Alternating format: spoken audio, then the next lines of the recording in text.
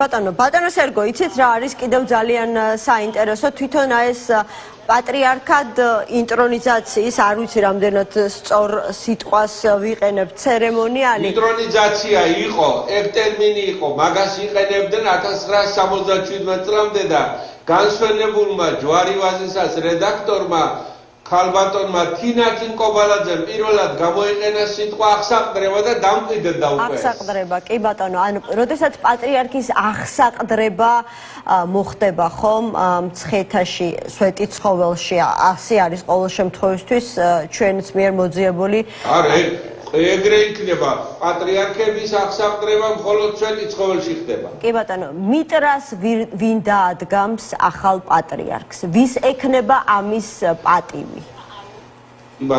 კი ბატონო, მოგახსენებთ.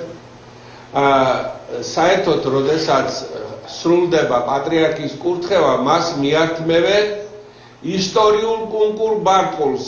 ეს არის კათალიკოს კირიონ ანტონ პირველის, ანტონ მეორის, კირიონ კათალიკოსის და ასე შემდეგ. ის ისტორიული კუნკურ ბარტყული, რომელიც მხოლოდ აღსაყდრების დროს მიართმევენ პატრიარქს.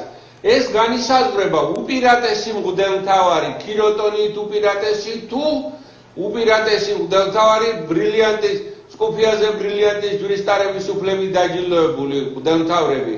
ჯერ ვის აირჩევენ პატრიარქად, ეს უნდა განისაზღვროს და ამის შემდეგ უკვე გაიწერება ქიროტონით უპირატესი მიართმევს თუ სკופიაზე ბრილიანტის ჯვრის უფლებით დაჯილდოებული. საერთოდ ჩვენ ეკლესიაში 4 მღვდელმთავარია სკופიაზე ბრილიანტის ჯვრის დაჯილდოებული. ეს არის მოსაყდრე მეუფე შიო, მეუფე დანიელი, მეუფე აბრაამი და მეუფე ისაია.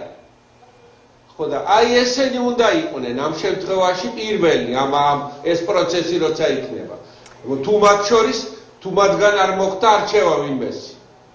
კი ბატონო სერგო, ძალიან დიდი მადლობა ჩართვისთვის. სერგო ვარდოსანიძე, ისტორიის მეცნიერებათა დოქტორი, თეოლოგიის დოქტორი, პროფესორი იყო ჩვენი გადაცემის სტუმარი. ლაშა ჟვანია, პატრიარქ ილია მეორის